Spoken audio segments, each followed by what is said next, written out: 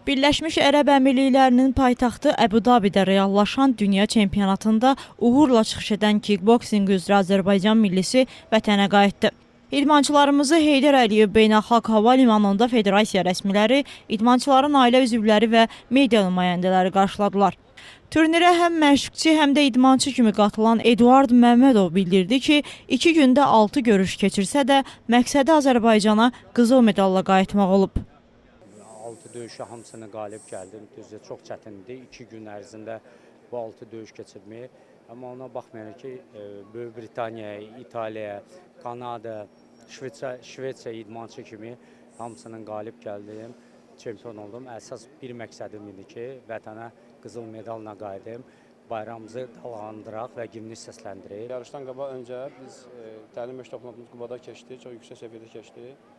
Federasiyanın təşkil etdiyi 20 komanda təlim məşq toplantısına çox yaxşı hazırlaşdı və gördüyünüz kimi idmançılarımız çox yüksək nəticə ilə gəldi. Düzdür, medallarımız sayısı çox da ola bilərdi. Həmişəki kimi biraz hakimlərin biraz qərəz hərəkətlərinə görə problem yoxdur, ancaq yəni bu çox yüksək nəticədir. İdmançılarımız çox yüksək belə deyək ki, performans göstərdilər və bu hətta digər xarici komandalar tərəfindən də nəzərə alındı, görsəndi ki, Azərbaycan komandası dünyanın ən güclü kickboks komandalarından biridir. Abu-Dabidə keçirilən dünya çempionatında 57 kilo çəki dərəcəsində KV versiyasında iştirak etdim.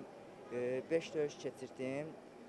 Sonuncu dünya çempionatı Qazaxıstanlı rəqibimə də qalib gəldim və ümumilikdə 3-cü dəfə dünya çempionatının qalibi oldum. İkinci dəfə böyüklər arasında dünya çempionu oldum.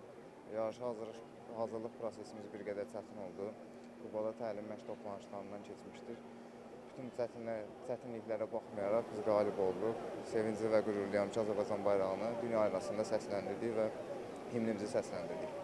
Bu yarışda 51 kiloqramda KV versiyasında 3 döyüş keçərək Türk, İraq, Böyük Britaniya rəqiblərini qalib gələrək fəxri kürsündə birinci yerə yüksəldim. Azərbaycan bayrağını dalğalandıb himnimizi səsləndirdim. Üstündə əziyyət olan şəxsi məşqçim Elnur Piriyevə dərin təşəkkürümü bildirirəm və milli idman komandanın bütün məşqçilərinə təşəkkür edirəm.